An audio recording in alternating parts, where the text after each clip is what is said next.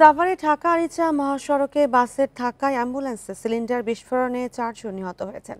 এ সময় অ্যাম্বুলেন্স বাস সহ 3 যানে আগুন লেগে যায়। রাত 2টার দিকে পুলিশ টাউন এলাকায় এই দুর্ঘটনা ঘটে। রাত 2টার দিকে সাভারের পুলিশ টাউন এলাকায় হঠাৎ বিকট শব্দে বিস্ফোরণ। দাউ দাউ করে আগুন জ্বলে ওঠে অ্যাম্বুলেন্স ও দুটি বাসে। আশপাশ থেকে ছুটে আসেন লোকজন। 999-এ ফোন করে ডাকা হয় ফায়ার সার্ভিসকে। প্রত্যক্ষদর্শীরা জানান, ঢাকাগামী অ্যাম্বুলেন্সটি নিয়ন্ত্রণ হারিয়ে রোড ডিভাইডারে উঠে যায়।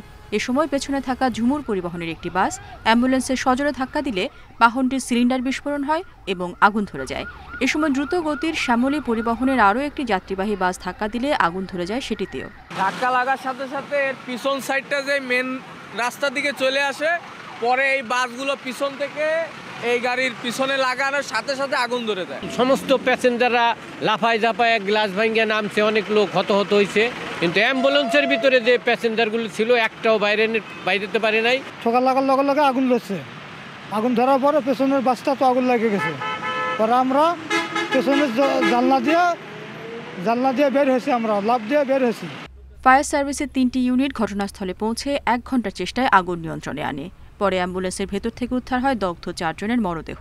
তাদের মধ্যে এক শিশু ও 2 জন নারী। যা দেখি যে 3টা গাড়িতে আগুন জ্বলতেছে এবং আমাদের গাড়ি থেকে প্রথমে আগুন নির্বাপন করি এবং উদ্ধার কাজ করি।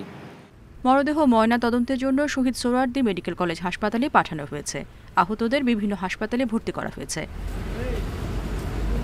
Independent news.